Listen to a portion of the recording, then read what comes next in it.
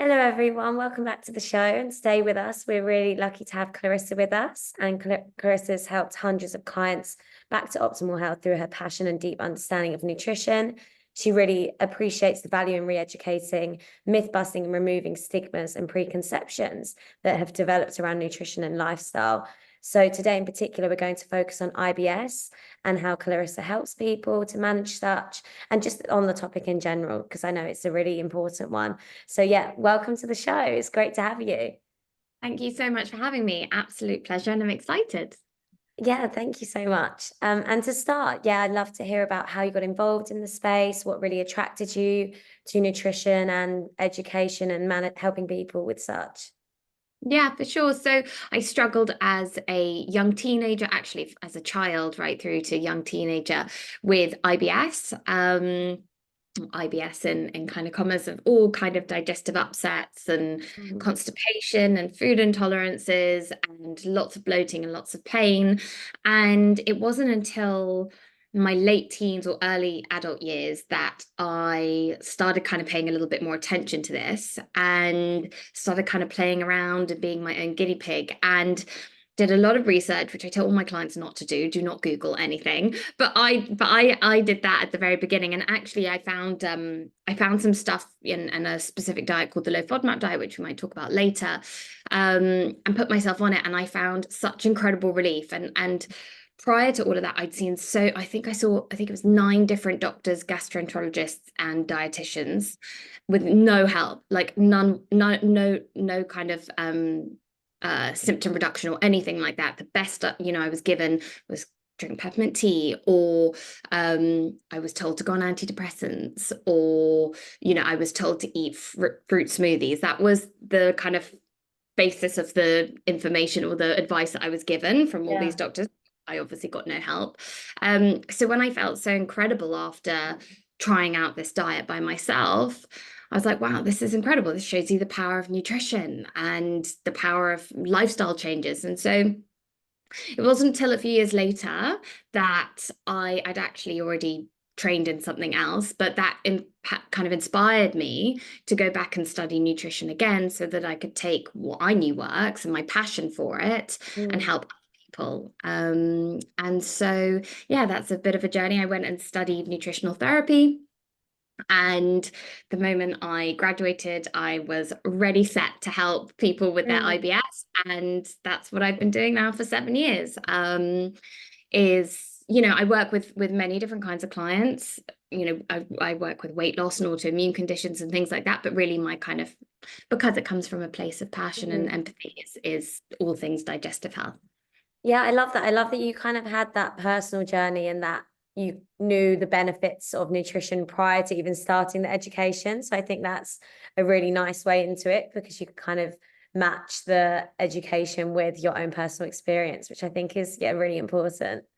Yeah, I think when you go into this space, from what I know from speaking to so many people, is that there is often a backstory that inspires people to make change, whether it was their own health or a relative's health, or an experience that they've had that's shown them the power of nutrition, that's then inspired them to go and make this change. And then I think that empathy makes you do the best at your job.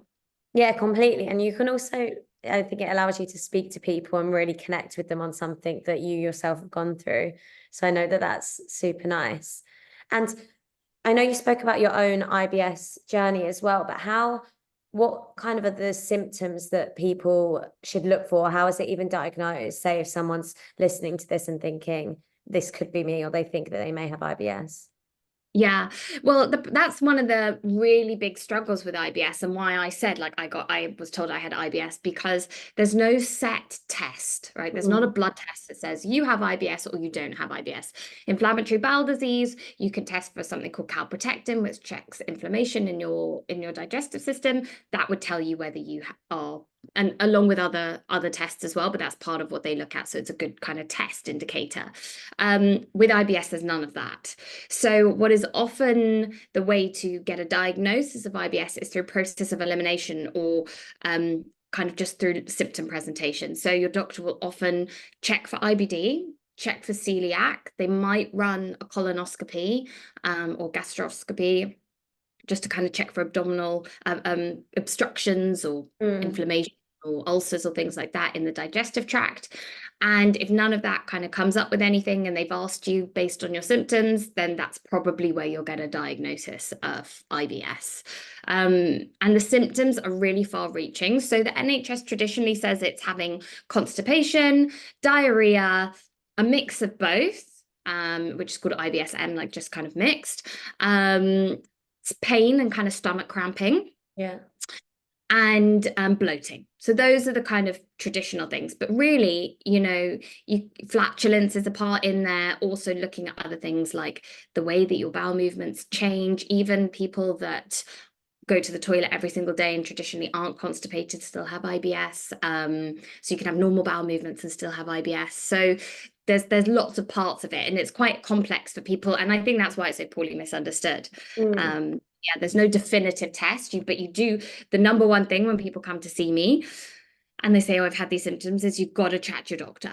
Go and get a diagnosis, go and rule out these other more sinister, albeit IBS is still a life changing condition and affects your quality of life, but go and check for disease state. And then we can work on the IBS itself. Okay, yeah, that's really interesting. And I also think what kind of causes these symptoms? Like what causes IBS then? There are loads. There are so many. I'd say the common ones are post-infectious IBS. So when you've had food poisoning or gastroenteritis or something like that, that's a driver. Changes in your gut-brain axis, and this sounds quite complex, but to put it very, very simply, our gut and our brain are really intrinsically linked, and there are more nerve endings in our gut than there are in our entire spinal cord. And the brain, yeah, exactly, it's incredible. And the brain sends signals to the gut all day long. And when those kind of signals become disturbed, that's where we can start to get these changes or these extra sensitivity in the gut that can lead to feeling more spasms and pain and things like that. So that's quite a big one, which is where kind of stress and looking after your nervous system is so important. People often forget about with IBS. And then there are genetic components as well. There's dysbiosis, which is an imbalance of bacteria in the digestive system that can leave you predisposed to either certain bacteria we don't want overgrowing that can cause symptoms, or excess fermentation. And another one is SIBO, which is when bacteria in the large intestine migrate into the small intestine where they're not supposed to be. And that can cause quite a lot of digestive upset because food first hits the small intestine before it goes to the large intestine. So you can get quite a lot of fermentation, and that can lead to bloating and changes in your digestive system. So there are loads. There are really, really loads. Those are the kind of top ones. Those are definitely the top ones I see in my practice. So how do you kind of distinguish what the root cause of it is then? So I've learned over the years that there are specific symptoms, signs, and you're trained to spot these as well, that would indicate, doesn't definitively say all the time, but would indicate that that's a problem. So a good trained practitioner who has experience in this area will know the right questions to ask you to get your health history and your symptom presentation to be able to go, okay, well, this sounds like this or this sounds like that. And either we would further investigate or we would kind of go down the way of targeting that through diet and, supplements and lifestyle. With SIBO, you can test that. So you can do a breath test to check if you've got 3 different kind of gases being produced by the small intestine. And with dysbiosis, there are options to run microbiome testing, gut microbiome testing, where you would look at the population of bacteria in your gut, but also your enzymes and the metabolites, so the byproducts that your gut bacteria produce, and inflammation, and lots of other parasites and worms, and all kinds of fun things hanging around in that.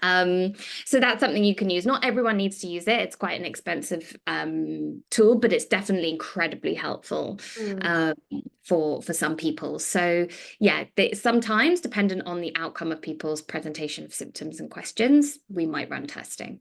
And do you then, I'm guessing you then tailor the response or what you kind of do depending on what comes up, like what you just think the root cause may be? Yeah, so it will be dependent on the person's symptoms that they're presenting with and the root cause. So let's say, as an example, someone comes to me They're constipated. They've had a long history of taking medications, specifically antibiotics. They've got quite a few food intolerances. They're very bloated all the time. I'm going to look at and go, well, you've had a big history of antibiotics and maybe not a great diet, say. So you probably have an imbalance of bacteria going on in the gut. So we're going to work on improving that bacterial imbalance so that you can have less potentially fermentation and reactions to food, and tolerate more foods.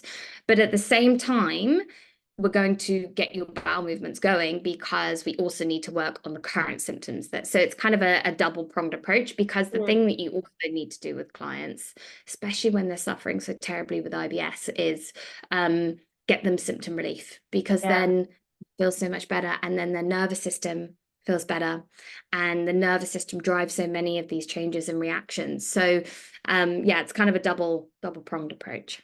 Yeah, completely. And so you kind of mentioned symptoms. So how, and before about diet as well, and how it was so important for you, how, it might be an easy question to answer, but how significant is diet in managing these IBS symptoms?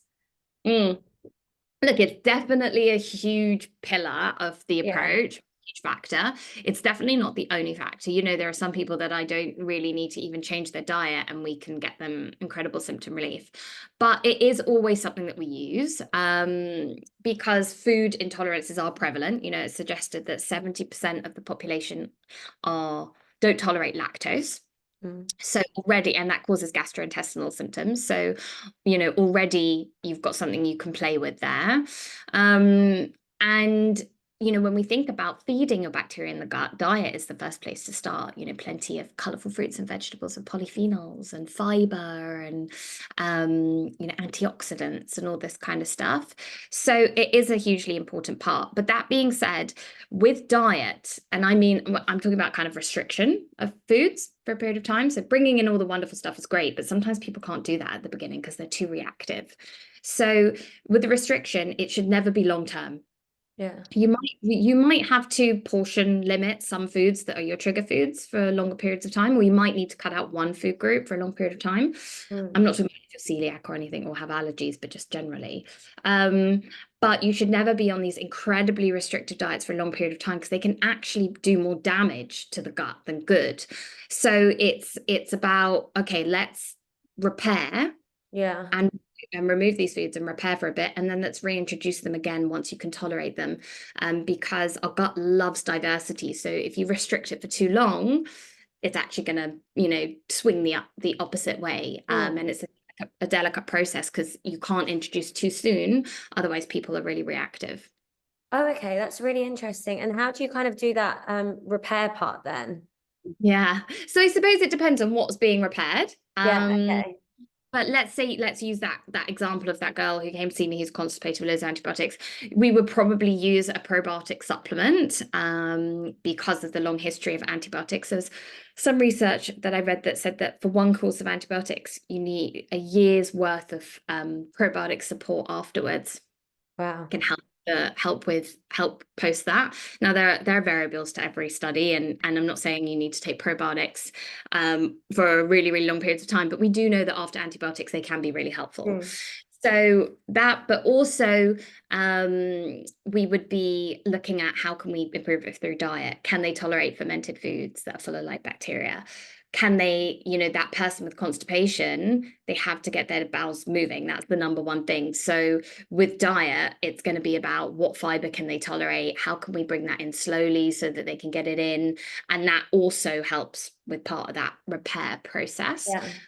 But, if you've got post-infectious IBS, so if you've got post-food poisoning and things like that, it's a completely different kettle of fish. And if you run a gut microbiome test, the repair is often very, very different, because it can reveal a lot of things that we don't know are happening down there, right? So different. Okay, that's so. What are the kind of triggers that you normally see then? So on the flip side of that. Definitely foods. So foods are the number one thing that people tend to come to see me with. Often they're not tolerating, and I don't mean it's actually often healthy foods that people aren't tolerating. Okay. So, they start reacting to quite high fiber foods, or you know, things like big salads and big veggie plates and more vegetarian diets with chickpeas and lentils and beans. All these things we know are really good for our gut and really great for us, but they can be quite stimulatory from a fermentation point of view, all the fiber. And if you've got a sensitive gut, it can actually trigger and exacerbate symptoms. So that's often a big one with the food triggers. Stress is definitely either dual place of number one or number two, just it's huge. And I think everyone in our modern day society, you know, normalizes stress. And we're so disconnected from relaxation and from nature and from downtime. You know, we all know about fight or flight, but the opposite state of that is rest and digest. And we're all living in fight or flight constantly and barely touching that rest and digest, and then wondering why we're not digesting well. So stress is a huge factor, and it can impact the way your digestive system moves things through. It can affect inflammation, it can affect food intolerances, it can affect the balance of the bacteria, and it can affect pain and sensitivity. So it's a huge one, stress. And the other third one is the way that we eat. You know, lots of people forget this one, and I'm so passionate about talking about this because it's free and it's easy. But, you know, a lot of us eat our lunch whilst we're working, or whilst we're scrolling, or we're watching TV, or we're on the tube in between meetings, or we're, you know, snacking. And true story, you can't avoid it. I would snack, literally, I've got a bar here that I was half snacking on the way in between. I finished a consultation and I was so hungry. It's okay. You don't need to chew 100 times each time you chew, but we are quite like, you know, we're running and fast paced all the time. So we're not chewing as well. We're not taking time to actually, you know, be inspired and stimulated by our food. We're sitting at our desk like this, and our digestive system's compressed, and we're wondering why we're bloated. We're sat indoors in synthetic light. We're not outside, you know, and I know winter can be challenging, but, you know, all these things we're disconnected from in the way that we eat. And so that is a big trigger for a lot of people. So even that simple change of put your fork and knife down between each meal, simple, between each bite, sorry. You'd hope between each meal. You know, put it down between each bite when you can remember. You know, choose one meal every other day, you know, to do it. And it can seriously change your digestive symptoms, and it's free. Yeah, exactly. And it's easy. I think it's about reframing the way that we eat and the way that we see food, I think I'm guessing such an important part of what you do as well. Yeah, 100%. And as well as diet, I know you said about diet being just one of these pillars. What would you say would be these other pillars that you find really key in what you do? Yeah. So I'd say diet, sleep is a big one. We all know that sleep gives us energy, but sleep massively affects digestion as well. And, you know, when we don't sleep well, we have heightened cravings and we're less satisfied. And when that happens, we're more likely to reach for sugary foods or ultra processed foods, which are not great for our gut. Exercise is important too. Balance though, because movement, when we move, our gut moves, right? So our gut loves movement, and a lot of us are sat at our desks all day long. But at the same time, I'm not a huge fan of kind of HIIT classes, you know, every single day, because that puts us in that fight or flight that I mentioned, and it increases our stress. So movement is important, but moderately and in the right ways that are, you know, get our heart rate going, but are restorative at the same time. And stress management, a big one. Everything from, you know, the way that we breathe massages the vagus nerve, which travels from our brain to our gut. It's the main nerve that sends those signals.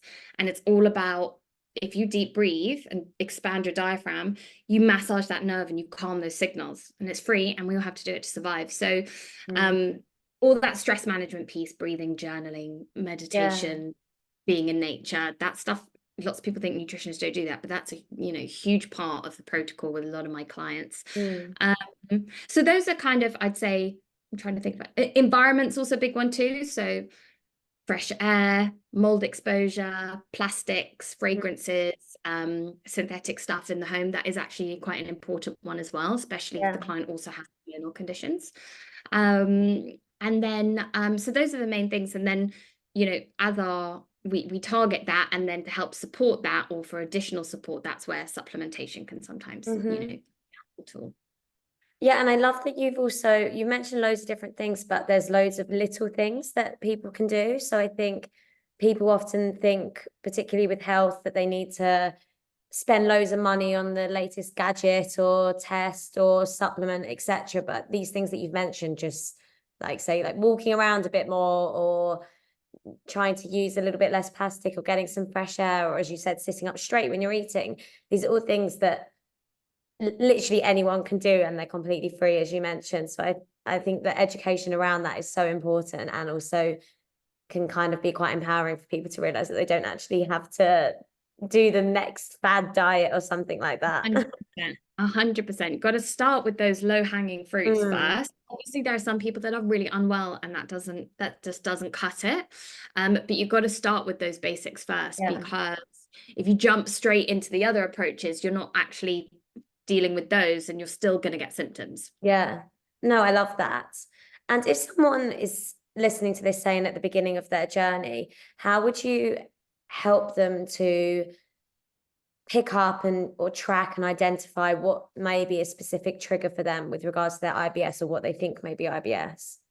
Yeah, so I definitely say keeping a food and symptom diary if they feel that they are comfortable with doing that. You know, if it's going to trigger any kind of changes in your relationship with the way that you eat, then you know that might not be right for you. But just writing down, keeping a simple food and symptom diary of everything you eat, everything you drink, how you're feeling, your symptoms, you know, did you exercise, how was your stress today, and doing that for a couple of weeks, because you'll start to notice patterns. Hopefully, some people don't, and they need somebody like me to look at it and say, actually, I see the pattern. Because it's not always obvious. But you know, if you start to notice, oh yeah, the days when I go into the office, I'm more stressed. I'm sorry, I'm getting more bloated. Okay, well, what is that? Is that because you're wearing tighter clothes, because you're wearing a suit to go to work? Is it that you weren't eating your normal food at lunch? Is it that you didn't get to go do number 2 in the morning because you were stressed and you were going to work on the tube? Is it, you know, is it that you sat at your desk? You know, things like that. There are so many variables that could be the reason you're getting bloated when you go to the office or not. And when you start to notice that, and then you start to go, okay, well, these are the common denominators, that maybe I could play with those and work on just 1 or work on just 2. But also the same with food. Is it every time I eat ice cream, I get bloated? Sorry, but maybe summer season, maybe you try dairy-free or lactose-free ice cream for a weeks and see how it gets on. Or the same, you know, if I eat a pizza every time I get bloated, or I eat, you know, slice of sourdough, maybe then you'd play around with that a little bit. And that diary aspect, I think, is quite a good way of people just really staying a bit more in tune with what they are doing and just what they're kind of putting into their bodies. And I think even when you become more attuned to it, you don't necessarily even have to show anyone that diary. You can just look at it and understand a bit more. Okay, and when I eat this particular type of food, or as you said, at work or something like that, I think is a quite important way to kind of just tune you in and hone you in, particularly when we're so busy. You're listening to your body. You know, I say to everyone, listen to your body, but actually it's quite challenging to do. It's a skill that I've developed over many years, and sometimes I think I listen too much. But you know, by keeping a food and symptom diary, it gets you listening to your body. No, completely agree with that. And also for people listening who may have IBS, or as we said, may think they have IBS, do you have any other tips, particularly with regards to, I know people suffer at, say, social events or when they're traveling? Are there any low-hanging fruits, so to speak, as you mentioned before, that people can do to help them? Yeah, it's definitely harder when you're out of your kind of routine and comfort zone. But I'd say with both those things, you know, calling up restaurants in advance, checking that they can create you something special, or, you know, looking at the menus on the website in advance to kind of decide, you know, what you can navigate so you don't feel too stressed when you're actually in the social environment. You know, being mindful of alcohol is an important one. It can often be a trigger for a lot of people.